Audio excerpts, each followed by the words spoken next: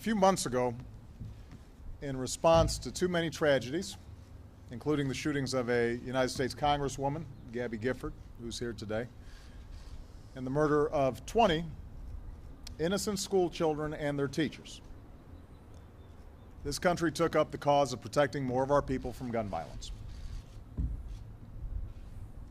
Families that know unspeakable grief summoned the courage to petition their elected leaders, not just to honor the memory of their children, but to protect the lives of all of our children. A few minutes ago, a minority in the United States Senate decided it wasn't worth it. They blocked common sense gun reforms even while these families looked on from the Senate gallery. By now, it's well known that 90% of the American people support universal background checks that make it harder for a dangerous person to buy a gun. We're talking about convicted felons, people convicted of domestic violence, people with a severe mental illness. 90% of Americans support that idea. Most Americans think that's already the law.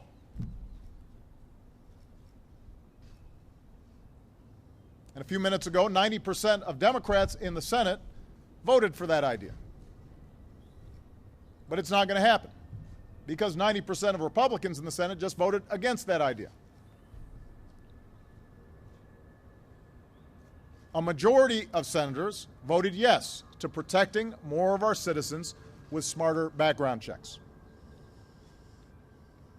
But by this continuing distortion of Senate rules, a minority was able to block it from moving forward. Now, I'm going to speak plainly and honestly about what's happened here, because the American people are trying to figure out how can something have 90% support and yet not happen. We had a Democrat and a Republican, both gun owners, both fierce defenders of our Second Amendment, with A grades from the NRA, come together and work together to write a common sense compromise on background checks. And I want to thank Joe Manchin and Pat Toomey for their courage in doing that. That was not easy, given their traditional strong support for Second Amendment rights. As they said, nobody could honestly claim that the package they put together infringed on our Second Amendment rights. All it did was extend the same background check rules that already apply to guns purchased from a dealer to guns purchased at gun shows or over the internet. So 60% of guns are already purchased through a background check system. This would have covered a lot of the guns that are currently outside that system.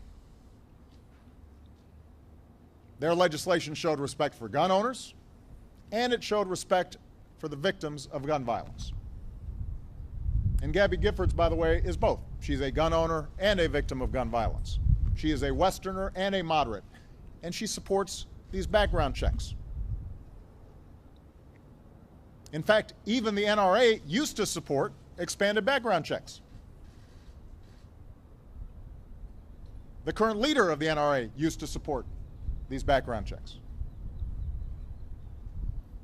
So while this compromise didn't contain everything I wanted or everything that these families wanted, it did represent progress. It represented moderation and common sense. That's why 90% of the American people supported it. But instead of supporting this compromise, the gun lobby and its allies willfully lied about the bill. They claimed that it would create some sort of big brother gun registry, even though the bill did the opposite. This legislation, in fact, outlawed any registry. Plain and simple, right there in the text. But that didn't matter. And unfortunately, this pattern of spreading untruths about this legislation served a purpose, because those lies upset an intense minority of gun owners, and that in turn intimidated a lot of senators. And I talked to several of these senators over the past few weeks. And they're all good people. I know all of them were shocked by tragedies like Newtown. And I also understand that they come from states that are strongly pro-gun, and I've consistently said that there are regional differences when it comes to guns, and that both sides have to listen to each other. But the fact is, most of these senators could not offer any good reason why we wouldn't want to make it harder for criminals and those with severe mental illnesses to buy a gun.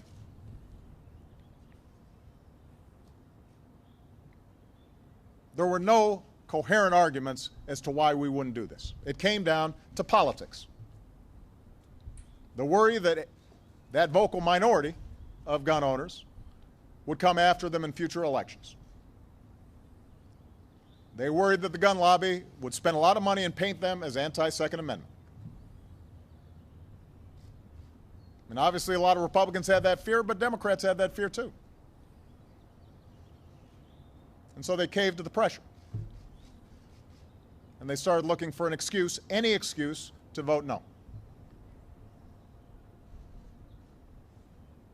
One common argument I heard was that this legislation wouldn't prevent all future massacres. And that's true. As I said from the start, no single piece of legislation can stop every act of violence and evil. We learned that tragically just 2 days ago. But if action by Congress could have saved one person, one child, a few hundred, a few thousand, if it could have prevented those people from losing their lives to gun violence in the future while preserving our Second Amendment rights, we had an obligation to try. And this legislation met that test. And too many senators failed theirs.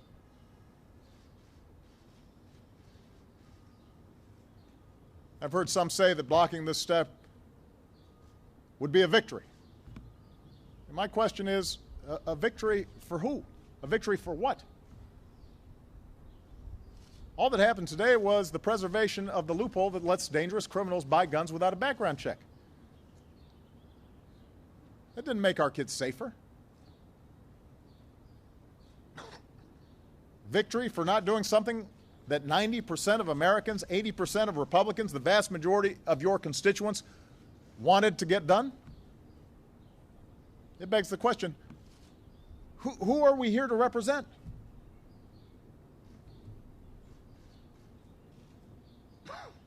I've heard folks say that having the families of victims lobby for this legislation was somehow misplaced. A prop, somebody called them. Emotional blackmail, some outlets said. Are they serious? Do we really think that thousands of families whose lives have been shattered by gun violence don't have a right to weigh in on this issue? Do we think their emotions, their loss, is not relevant to this debate?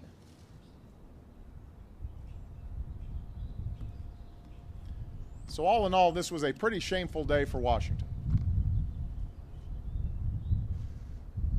But this effort is not over. I want to make it clear to the American people, we can still bring about meaningful changes that reduce gun violence so long as the American people don't give up on it. Even without Congress, my administration will keep doing everything it can to protect more of our communities. We're going to address the barriers that prevent states from participating in the existing background check system. We're going to give law enforcement more information about lost and stolen guns so it can do its job. We're going to help to put in place emergency plans to protect our children in their schools. But we can do more if Congress gets its act together. And if this Congress refuses to listen to the American people and pass common sense gun legislation, then the real impact is going to have to come from the voters. To all the people who supported this legislation, law enforcement and responsible gun owners, Democrats and Republicans, urban moms, rural hunters, whoever you are, you need to let your representatives in Congress know that you are disappointed and that if they don't act this time, you will remember come election time. To the wide majority of NRA households who supported this legislation, you need to let your leadership and lobbyists in Washington know they didn't represent your views on this one. The point is, those who care deeply about preventing more and more gun violence will have to be as passionate and as organized and as vocal as those who blocked these common sense steps to help keep our kids safe. Ultimately, you outnumber those who argued the other way. But they're better organized, they're better financed, they've been at it longer, and they make sure to stay focused on this one issue during election time. And that's the reason why you can have something that 90% of Americans support, and you can't get it through the Senate or the House of Representatives. So to change Washington, you, the American people, are going to have to sustain some passion about this. And when necessary, you've got to send the right people to Washington. And that requires strength. And it requires persistence. And that's the one thing that these families should have inspired in all of us.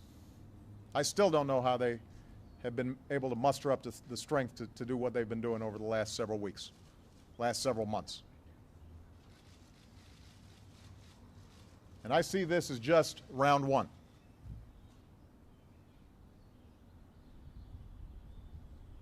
You know, when Newtown happened, I met with these families and I spoke to the community and I said, something must be different right now. We're going to have to change.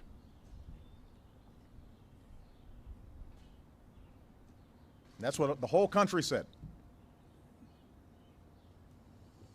Everybody talked about how we were going to change something to make sure this didn't happen again. Just like everybody talked about how we needed to do something after Aurora. Everybody talked about we need to change something after Tucson.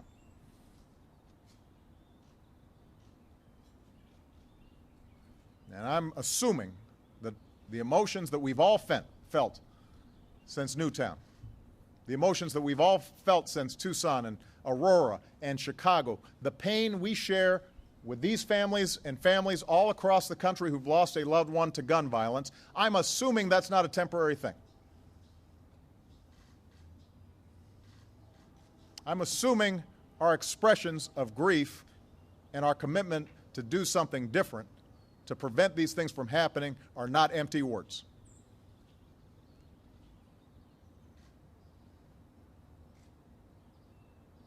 I believe we're going to be able to get this done. Sooner or later, we are going to get this right. The memories of these children demand it, and so do the American people. Thank you very much, everybody.